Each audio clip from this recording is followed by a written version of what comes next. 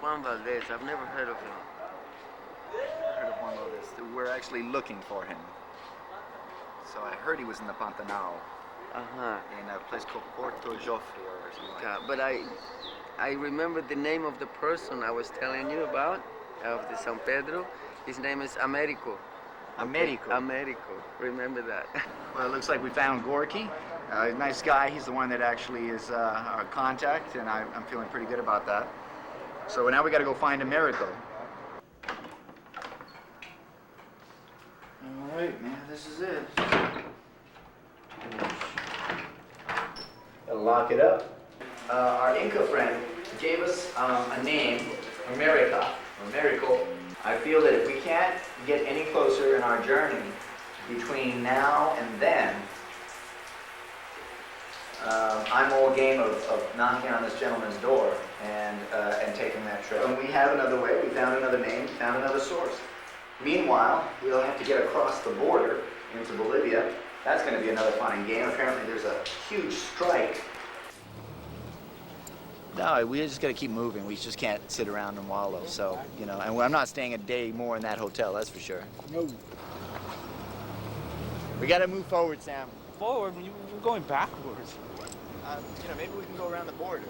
Would that be something too, wouldn't it? Watch yourself. So maybe we can cross Bolivia. Go in the inside of Bolivia and around. At least it'd be cheaper.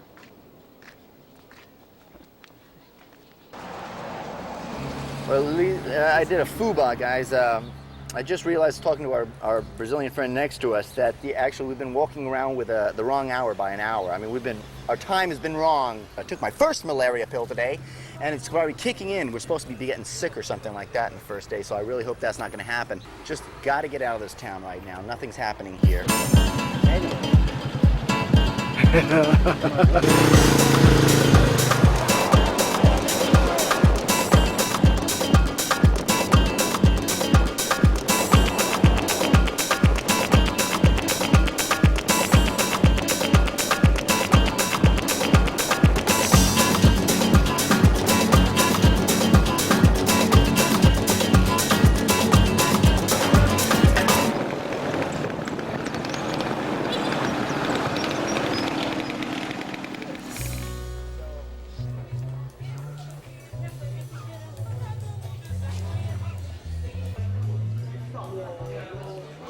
Finally got our tickets, but we had to, all was left was second class, which is the lowest possible class they have on these trains.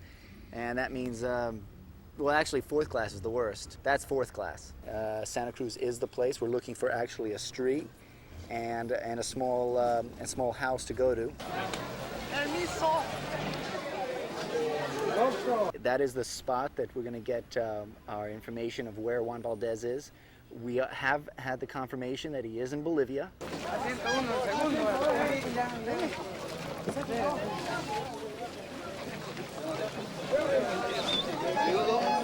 I don't care if we got to sit on a cow or a pig or a monkey to get there, and we will. Nothing's going to stop us. Federales haven't stopped us. Border people haven't stopped us yet. And not even second class has stopped us yet.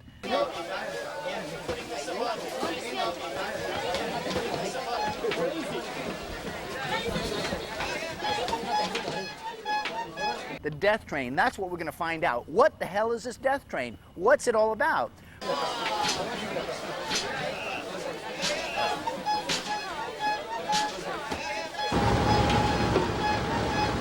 We've heard three different things. We've heard, first of all, that there's been a lot of drug dealers on the death train, that there's danger in that regard.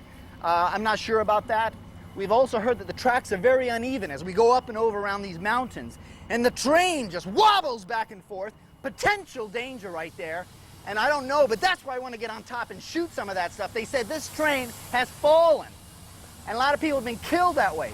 They also say it's called the death train because it takes forever to get somewhere, and people just like lose it. Here's our engineer. God bless this guy. He's going to get us there safely. Well, we'll talk to you later. We'll be on the train. We'll record everything what we see, feel, and experience.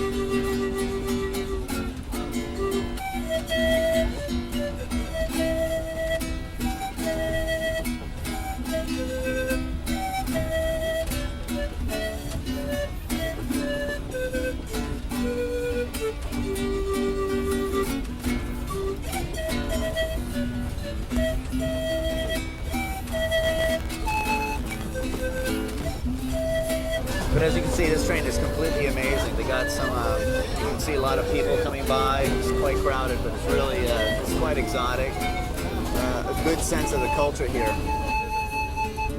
I don't know how Juan Valdez is going to react. I mean, he obviously comes from an indigenous group of people from South America, and much like these people who are Aymara or Chequa, what is it? I don't know the names of the natives, but they don't like their image taken, and I think Juan Valdez is probably going to be very similar to that. I think that's why in all these years he hasn't really been photographed, very, very little.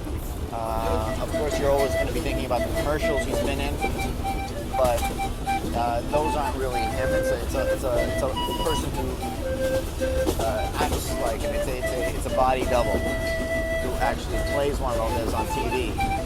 We're actually going to be shooting and filming and documenting real living Juan Valdez, who is about 80 some odd years old, and we're hoping that he will let us shoot him.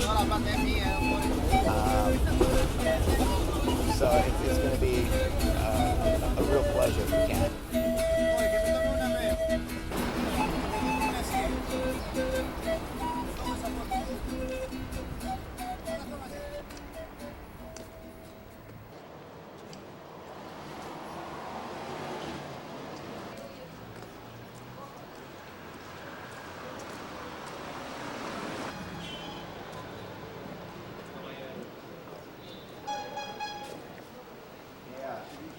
Right at the end of this place.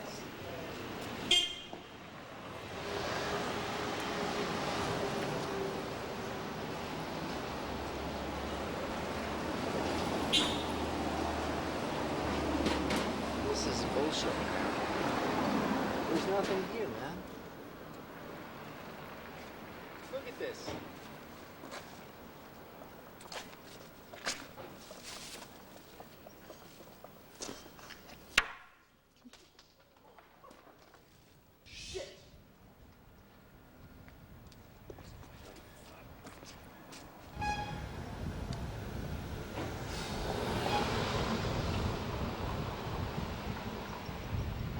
You know what we're gonna do? We're gonna go to that Cusco place. I'm gonna go look for that Americano. All right, well, we're gonna go to one place first for Scotty. Scotty wants to go and see something, and then we're gonna go to Cusco. Okay? Shit!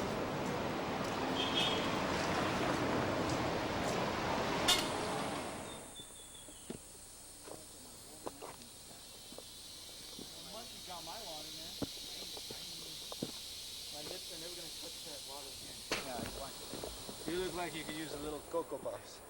Cocoa Puffs. Come on, take a few leaves. Where'd you get that? From the natives here, man. Stick that in your mouth. You're gonna be climbing like a monkey pretty soon. Sam? Put your hand out. Well, this is the infamous coca. Coca leaf. When you chew it, it gets that big. No, just eat it. Just eat it. When you chew it, it gets real small. You know what they do? They put a wad like this, you spilled half of it.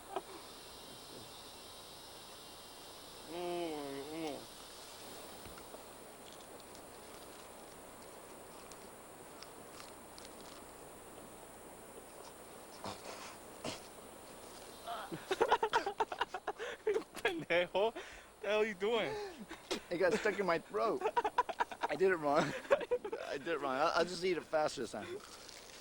I'm gonna eat it fast.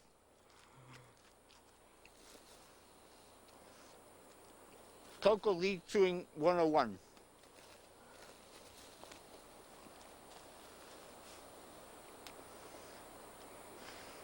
Got it. Our search for Valdez eventually brought us to the Amazon basin, and by the second day we were introduced to a local named Jose something another. Can't seem to get last names these days. Note to self, lay off the weed for a while. He says there's an old man that lives about 6 hours from here.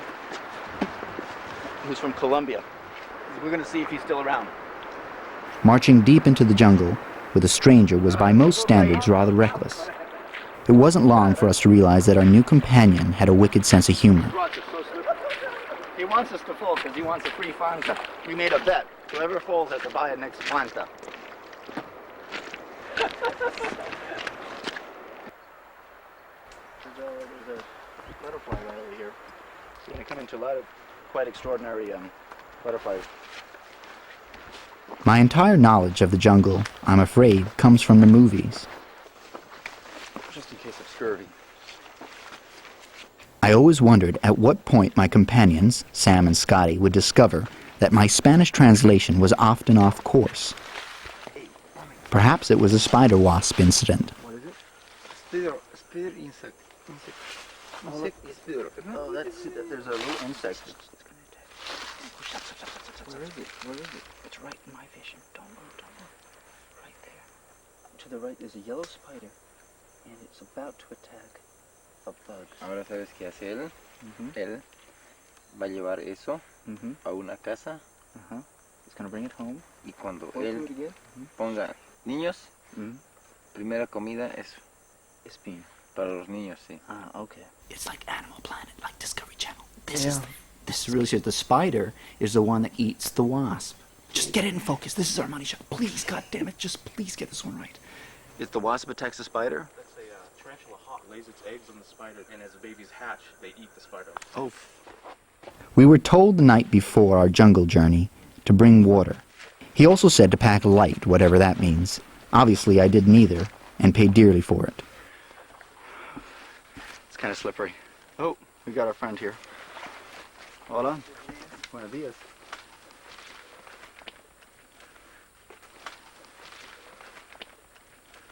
Look like an idiot, man, after that. Well, I'm using the wrong shoes. Look at the guy's barefooted, with these leather shoes that are completely filled with water. So it's an extra 3 or 4 pounds I'm carrying. The trek was proving to be quite daunting. Even with all the beauty around us, I couldn't help but think about our objective. I began to fear that perhaps our guide Jose was leading us on a wild goose chase. Not wanting to panic or concern my friends, I had to be on alert. Very, very romantic. Yes, it is. It's absolutely romantic.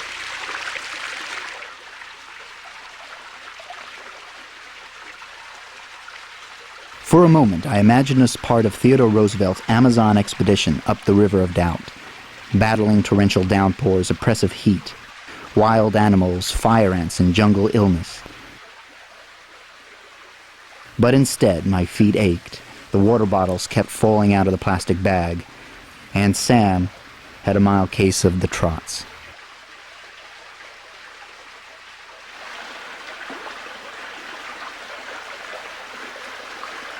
Hola, Scar.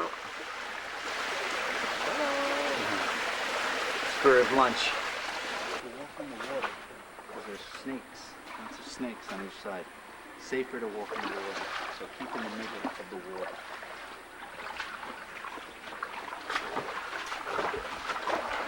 I think we changed the law. I think the rules is going out there. So just watch out for the snakes. There are cobras, there are elephants, 20 feet long. There was one coming up. Keep your eyes open. What amazes me is some old man of 80 could actually go through all this. We're young guys here, and that's pretty impressive. Did you ever see Swiss Family Robinson?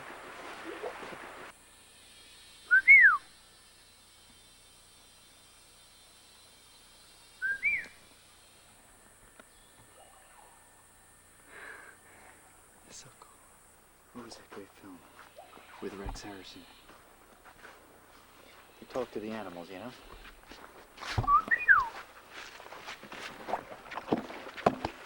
I don't know what he's telling me, but obviously we're communicating.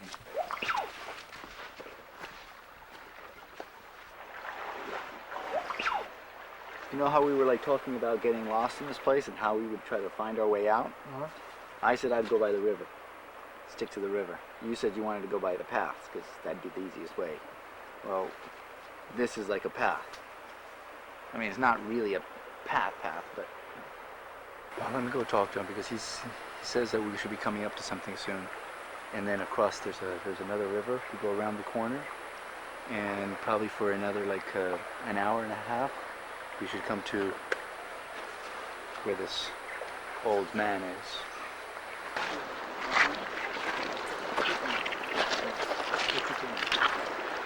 Maybe 20 minutes, maybe 30 minutes. We're much closer than we thought. This is what it's all about, guys. This is what it's about. Jivaro Indians came to mind as we ventured even deeper into our green environment. Cannibalism is still practiced in several tribes around the world. Indians, they live out here. It's pretty wild. Arma. Arma. Sí. Oh, Jesus. Escopeta. Peligroso. No, ellos vienen y para cazar, para comer para ellos. Ah, Para comer para ellos, ¿no? yeah. He says that they eat people. They use now, sometimes they use guns. Gustan de Branco? No. No? Oh, we're lucky, guys. They don't like white meat.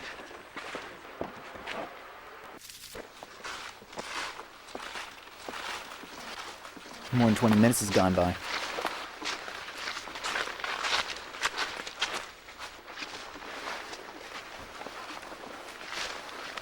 Termita. There's termite, he's saying. The termite house, ¿eh? Yeah. This better not be the house he's talking about. Es grande, ¿no? Muy Ese grande. insecto es come pura madera. Oh. Termita pura madera con. Y a casa? Oh, okay.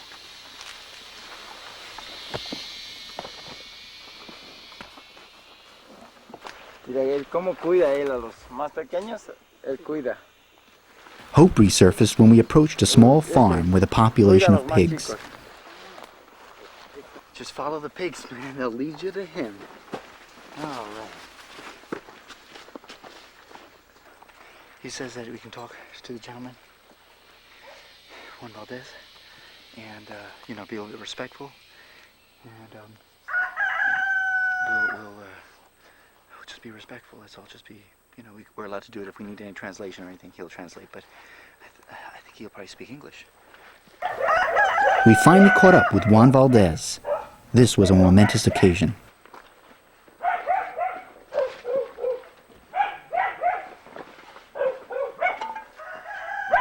Aquí, su cocina. Oh, this is kitchen in here.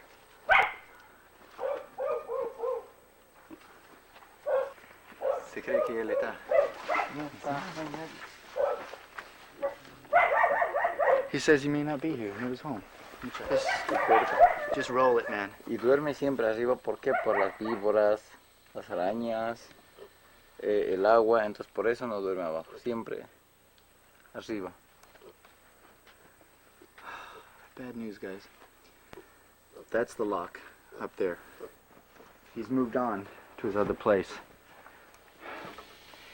We missed him by probably just another day and a half. The good news is that he probably is heading to another place. It's a friend of his. They work in mines. It's much further on. It's probably another 2-day trip from here. Disappointment, yes. But I knew we were close and on the right path. Juan Valdez was not far. Little piggy, busy street, big car, sausage meat. We're moving on, though. Well, we've come through to a crossroads right now. I've made a decision that Juan Valdez is Catholic, and like a good Catholic, I'm going to go and look to a higher being for some help.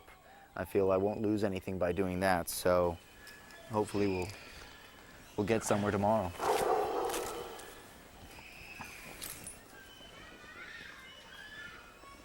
It's been 16 years since I've been to Catholic school, so I'm a little rusty about this.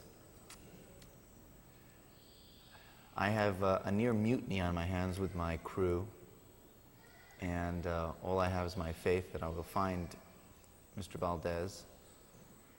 The more I think about it, the more I realize it's pretty much of a long shot. And we did come down really unprepared. I didn't think it was going to be this difficult. So right now I have no leads, real leads to speak of. And that's just between you and me, 'cause I just need some kind of sign, maybe a little help.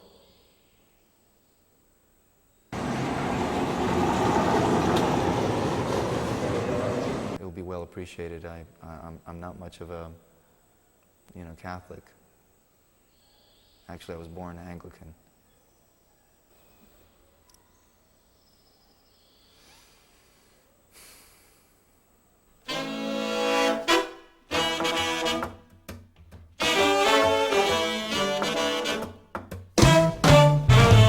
It looks like there's another strike happening. After an exhaustive day jungle trekking for Juan yesterday, we all decided that sleeping in would be the best thing, and so we decided to take the bus out of Villa Tunari instead of 8 o'clock at 11 o'clock in the morning.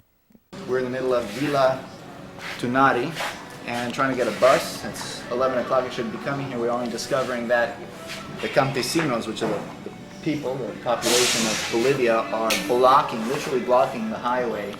Buses, just buses in general, were not coming into Villa Tunari at all. There was another strike, different one this time, blocking the roads totally into Cochabamba, La Paz, Santa Cruz, everywhere. So pretty much we were isolated in this tiny town, running out of Bolivianos and everything. I'm not going back anywhere. I was asking because I want to know where the roads are, where they're blocked. It's blocked on both sides, so we're basically blocked in. It's 160 kilometers to Cochabamba, so you can drive 120 kilometers. Along the way, there are other towns. This side of Cochabamba. Yeah, 40 kilometers. They've this got side a of block. You Cochabamba. can't get into Cochabamba. Right. And I said, is there any way to get through that? And he goes, well, you can keep taking different maybe there's a little car that would just go on the other side of it, and you just keep working your way out, and you're just going like bit by bit. What if you were on foot and you just were walking? Would they stop you? No, not really. No, they're stopping transportation. They don't want the road to work. Right. But I don't know if you really feel like hiking 40 kilometers. You realize the distance. That's 10 hot, miles? man. 10 miles? No. That's closer to 30 miles. We'd never make it. Yeah, it's about 25 miles, 28 miles, something like that. It's a hell of a long way.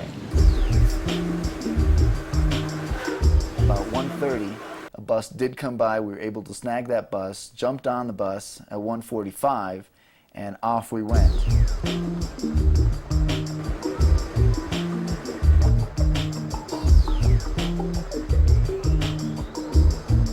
En route, we discovered that there was indeed a block just beyond a small town called Colomi, which is Colomi, and that is about 40 kilometers outside of Cochabamba. This whole blockade is completely stopping traffic going either way on this main street. In fact, this blockade is happening on most of Bolivia right now, and it's a huge kind of a strike that the people are taking up arms against the government. The government controls all the water going in and out of the towns, and essentially it's going up in price, so they're striking about it. So we're stuck in a small town. Walking down, it was pitch dark. We're pretty much susceptible to anything at that point.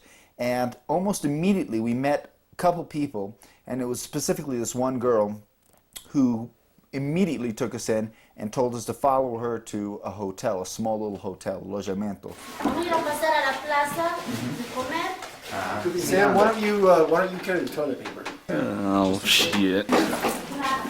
First time I've left my camera unattended. Oh, I have a good feeling. it's locked. It's Positive. locked and it's nice people here. The minute we put our bags away, we decided to go on a walk with this young girl. And she wanted to show us her town. She wanted to show us the plaza, the center. She wanted to show us some of the people. First thing we needed to do was get some food in our stomachs, so she immediately took us to probably her aunt. I'm not altogether sure, but it's a small little restaurant. And they immediately took care of us. We had a wonderful little meal. The people are exceptionally nice here. Our whole impression of this town and this experience has been flipped around 1,000%.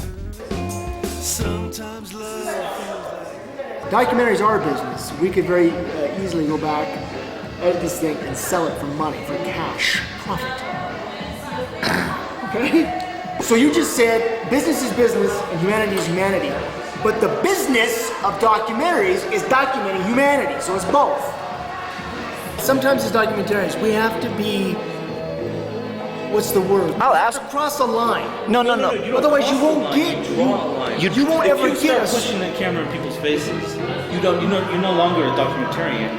You're fucking paparazzi. Not paparazzi, sorry. Paparazzi. As documentarians, right now, you want my opinion of what we have of this story, of this roadblock? Fucking shit. We ain't got shit. You know what we got? A few fucking people sitting outside the road and a few stopped trucks. We don't have crap. We gotta get to the front fucking line, man. I know, but the thing. We're all put up to the test. We are gonna have to know what page that we're on. And if you're on that page and we're on a different page, and we are thrown through that test, we're gonna be separated. The point I do want to make is that we cannot go the rest of these 25 days that we have in comfort. Things are going to get rough. And hold on, let me just finish my point, then you can have the floor. If it means maybe walking farther than we want to walk, or putting ourselves in a position where it may not be the safest. In other words, walking. So when you're bitching with all your backpack, I can look at you in the face and I say, "Stop bitching, you little bastard." You can rewind this tape. Because man, you're the biggest bitch when you're out there. Fuck, this is heavy, man. Slow fucking down, man. Goddamn, we're camera guys, man. Life is tough, man. When are we gonna get a meal, dude? You're getting all that stuff on. I'm like saying, okay, I better calm down with these guys. I mean, I see potential with this project, but I also see a stepping stone. It's like I see a lot of risk, or I see great odds. The risk is having more than just the three of us believing in it. The risk is, will there be others who have the same compassion or the belief in it? And the success is that if we tell the story right, will it gel, and will it come through? And will we find the medium? Will we find the people to take us seriously as documentarians, as storytellers, as filmmakers? But the idea of taking something that's absolutely ridiculous, diverting the viewer's attention into something that's totally ridiculous, have them go through this whole revolution of chasing this ridiculous dream, which is Sean's Juan Valdez, but then having them look back and see that they've actually been involved in the painting of a picture, of a slice of life. It's like God himself, It was like man threw him up there to be looked up to, and to be adorned, But whether he exists or not is not the beautiful thing. It's that you have tons and tens of thousands and millions of people who live their life for this person, who do beautiful things for this person, whether it's a myth or not, whether they're following it or not. They know it's their motivation. It's what you design things for. 3, 4, 5 months ago, it was an idea, but I never imagined, in all honesty, that we would actually be sitting here today. I never imagined it. I hoped it, I dreamed it, but I dream these things all the time. I dream about going to the Oscars, but I never imagined it. This is real, man. This is amazing. And the thing about it, there's no turning back. So no matter how we think, we're still going to complete it, because that's ultimately, it's too late.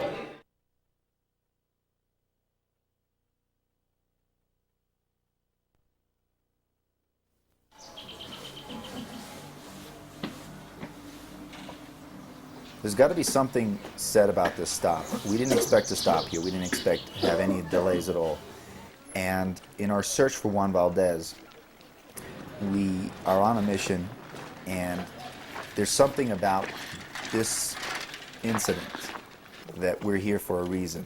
But we certainly feel there's a strong desire to make a difference here.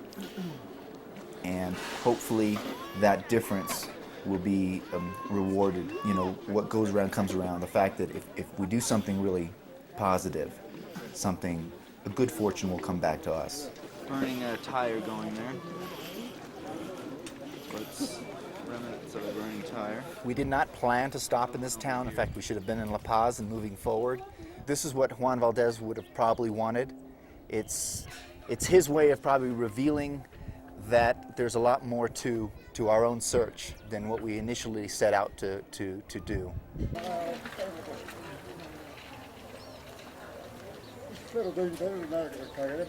If we crossed over the blockade, is there like transportation to take you the rest of the way?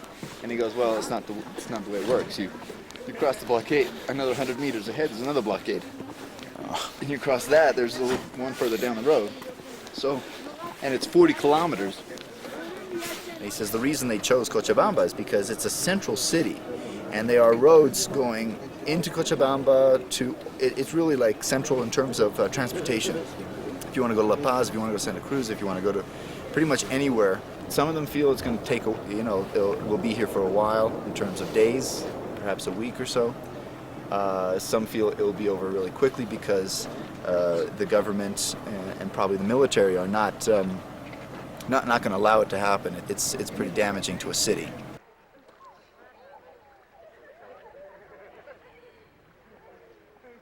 They have nothing to gain, but a lot to lose if nothing gets solved. And they're just looking at us sometimes to be somebody to help them out. We came here to do another job. We came here to look for Juan Valdez, and we're right now taking upon something else that's much larger.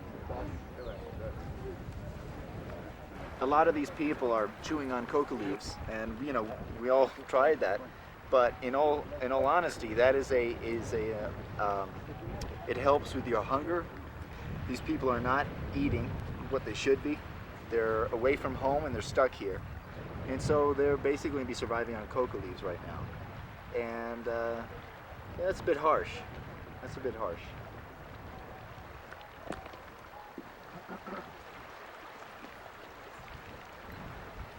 This is one of the blockades right here. It's just full of rocks.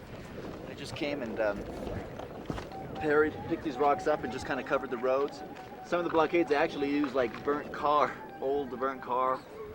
burning tire, pretty much anything they can use. They're looking upon us like we're some sort of media, like we're the news crew, and they're asking if we are. I told them we're not. We're just a bunch of young guys doing a documentary on, but right now they're just looking upon us as maybe someone to help, to bring back something to the States, and maybe people who are watching this that maybe you'll do something about their situation. It's just one town in a big country. This is where the water is. This is their water tank. This is what they're paying too much for. This is what they're paying too much for. Pure and simple water. It's right here. It's got a fence around it. It's barbed wire. It's got a big seal from the president of Bolivia. Y quién está organizado todo eso. She says there's another road that goes up over the hill, and that leads to Cochabamba. It's just an out of the way over the hill kind of road. What's on these roads? Well, that's what I asked her. Says, why would they go there, and how come nobody else is going there? She goes, it's extremely dangerous. There's a lot of bandits there that actually stop these trucks and steal. There's been a lot of murders, and so it's pretty much you go at your own risk. The roadblock is probably going to hurt their commerce. There's a lot of livestock. There's a lot of food and other products that they're carrying to the major city that will completely destroy.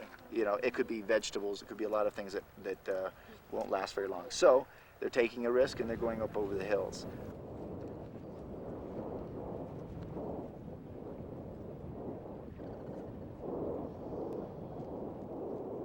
Yo quisiera aquí solamente, la cultura solamente es para nosotros, ya no hay para otros españoles ni para gringos. Yo quisiera, por lo menos el otro es el gringo, el otro es el chino, ¿no?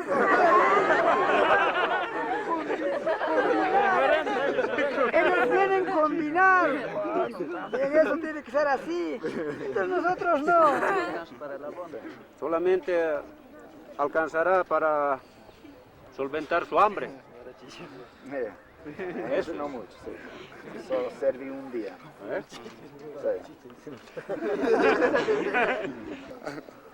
I'm just here with all our friends, very nice, and they've obviously spoke a great deal about everything, but they're really nice, and they just basically wanted to express themselves, saying that they're here, they're representing all the people, they are from this town, and you know, that everything they're doing is with their heart. All they want is the basic necessities. They're a little upset with all the things. They don't have health, they don't have the school, they don't have good roads, they don't have the government behind them. They're a little upset with the United States because the United States has been taking away their living, which is the coca. No coca, they don't have a life. And so they're not living very well off just potatoes. And so they're concerned, they're hungry. ¿Cuál es su nombre? Yo, Sí. Rusto. Rusto. Rusto. En inglés, Rusty. Wow. Yes, thank you very much, Rusty. I got this like raspy face. The reason I'm not shaving is because I'm only gonna shave when I find the man. Right now I'm like doing my own thing. I haven't taken a shower in 3 days. Neither has Sam. Or actually, what is it, 2.5? 2 days, Sam? Something like that? Almost 3 days, yeah.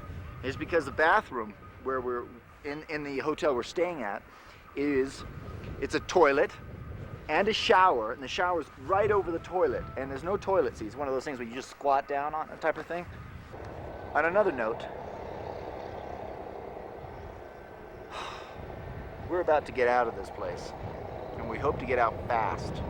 Those trucks and buses and all this backed up traffic, hopefully we'll be getting out of here. It's about another hour to Cochabamba, the bigger town, and from there on we're just going to go to the big city because we got laundry to wash, we got emails to email, we got things to do, and we haven't gotten to do that in over 10 days, and we got to get our act together. So we're really anxious to get out of here. Yes.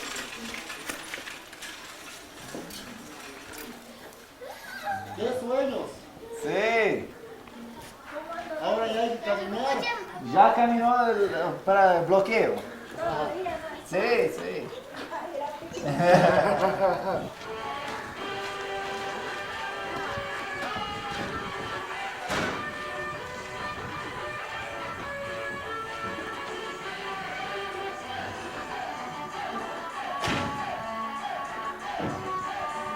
Let me see all the drugs I took today. I took the kaopectate, aspirin, and then the good sister gave me some coca tea, and then some alcohol. And Coca-Cola. basically a word of caution to Sam's family is you got to understand his addiction is, you got to understand where it came from. Not bad. I'm numb. This roadblock is not over, and it doesn't look like it's going to be. It looks like it's a long haul. We're 3 days behind Juan Valdez. We're running out of time and patience. So we decided to go over the mountain.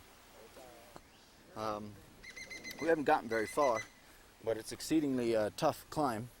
The oxygen is very minimal at this altitude, and you can see Sam's not acting.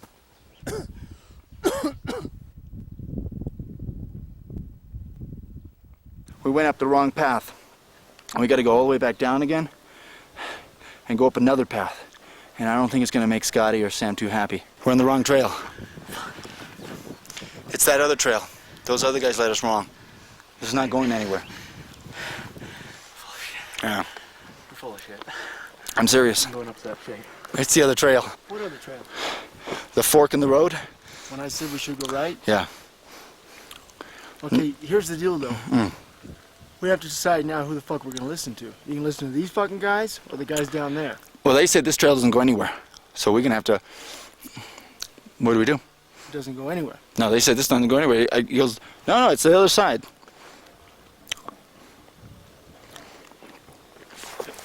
Just remember, and Sean, seriously, I don't want to accuse you of anything, but for all I know, that guy told you to go right, do it this way for the camera. No, why would I do that? We don't need, we got lots of good footage, we don't need this bullshit. We need to get to Cochabamba. I'm not doing it for the camera. This is not Blair Witch. Okay. Okay. You gotta consider, the same kind of shit might happen when we get over that hill. That's absolutely true. None of us are trackers. We don't know anything about this place. I'm just gonna get to the top of that hill and make a decision. He's a soldier, man. You know you're close to the friggin' Andes when you're this high, out of breath. And these are just hills. That $3 that I owe you? You can cancel that because you made us go the wrong fucking way by listening to those fucking hombres down there that were hallucinating too much coca. I had my ass already going up the right road. I know it was one half dozen or another. And I could have been just as wrong as you were wrong. Bottom line is, you made me come down the right road. Alright. Take the wrong road. Can I get the $3 back if you make a wrong turn? Yeah. Okay. Yeah. Okay. Okay. Air's real thin, and my lungs feel like about a quarter of the normal size. It won't permit me to take any deep breath, so I take shallow breaths. And each step is kind of like a fight. The only time you can catch your breath is if you just stop and wait a few minutes. But it's not always a good idea because we'll never get anywhere that way. And we got a long way to go.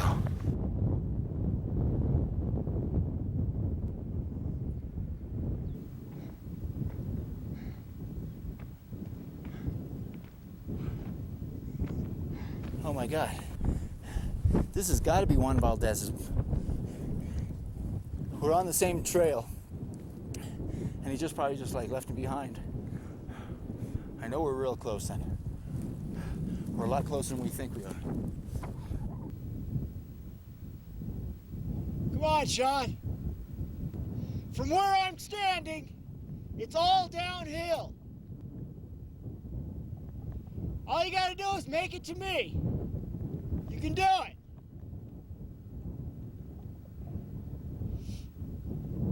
It's all downhill.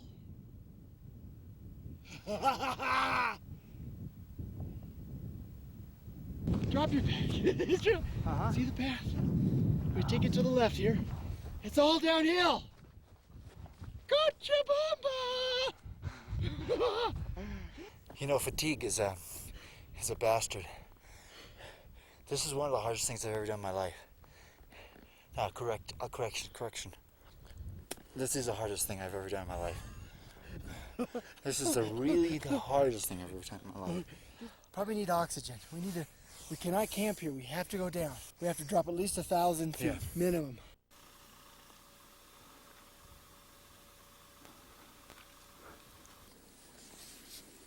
Okay.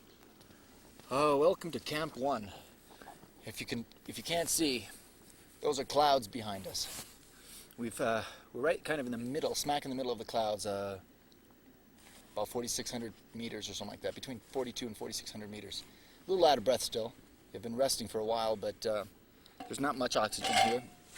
And drinking hot coca, served by our incredible chef, Samuel Llano. We're right now not even over a mountain. We're on top of a mountain. It's cold. It's hard to breathe. We're pretty exhausted, fatigued. We didn't have that much water, and thank God we found a well. All we have is soup. To be honest, I don't know how much longer we have of a trek to Cochabamba. I don't know how much. I mean, we've been walking 7 hours, but I don't know how in kilometers, how far we got. Would you ever be at 14,000 feet in the middle of fall in the Andes Mountains with a windbreaker and a t-shirt?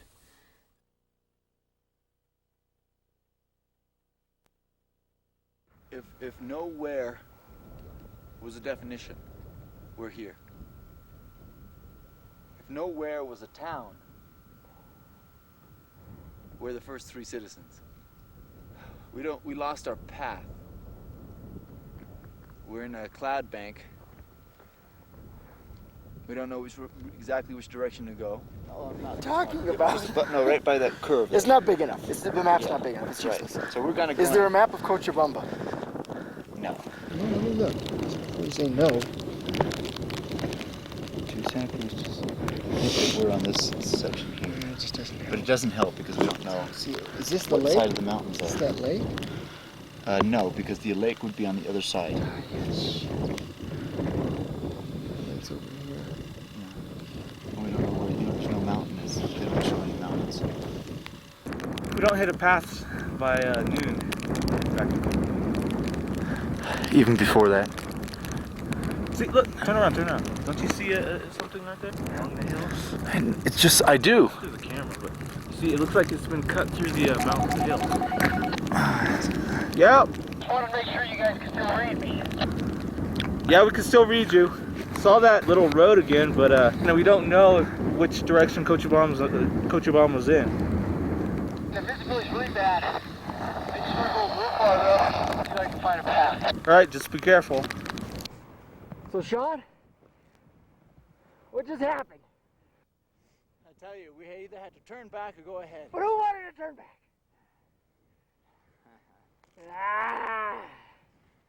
Sean did. But you know something? The leader wanted to turn back. And look at this path right here. If we would have gone farther and you would have gotten lost, you would have lost it. Fuck! It's up a hill! There's markers! All right! Damn it! Damn it! All right, I'll take it.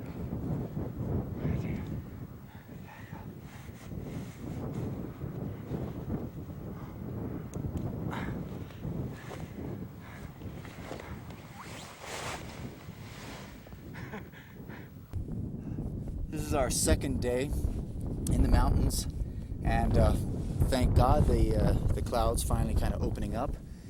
We finally got a sight of Cochabamba there below, so at least we know how we're gonna get down. Halfway through, we came upon this shack here, and this looks pretty old to me. You can see right here, it's just stone and mud. What's actually more fascinating than the shack is this centerpiece right here. It's a perfect circle. There is an opening. I'm not going to go in, but I'd like to know a little bit more about what that means. Juan Valdez. Never heard of him. Who's that? Never heard of him. Where's he? He's famous in Asia, Europe, America. Haven't heard of him. I'm sorry, what's he involved with? Mostly coffee, from what we've heard. I love coffee. I haven't heard of him, though. Does that have anything to do with what we're talking about?